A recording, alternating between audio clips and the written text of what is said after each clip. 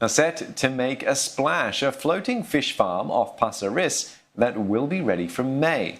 The farm is expected to produce 500 tons of fish a year, or about 10% of local fish production. It will rear fish from eggs and even sell young fish to other farms to reduce reliance on imports. Melissa Go with more. This is where fish eggs are hatched. The nursery is a new addition to the first Eco-Ark floating farm located near Pulau Ubin. Until August, it used to import young fish from Korea, Australia and Malaysia to rear, process and sell. When COVID hit us, there was a shortage of supply in terms of fingerling. That actually drive us into rethink about how we can produce more. So we actually work with local vendors to bring the egg. By the time it arrives, they are ready to hatch the next day. The farm brought in 600,000 sea bass eggs from the Singapore Food Agency's Marine Aquaculture Centre. It expects to have enough mature fish to spawn its own eggs after 2 years.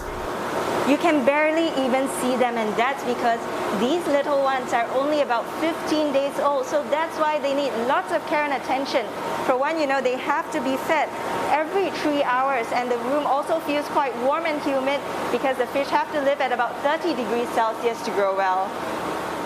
But even with extra care, only 30% are likely to make the cut and survive.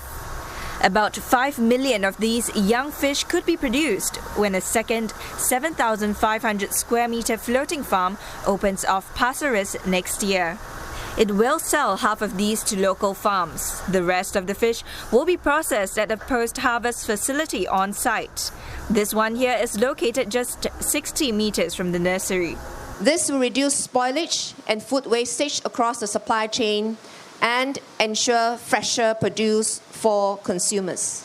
I encourage all Singaporeans to choose local produce, such as fish produced by local farms, as they are fresher and produced closer to home. Ms. Fu says this will support local farms and in turn improve Singapore's food security.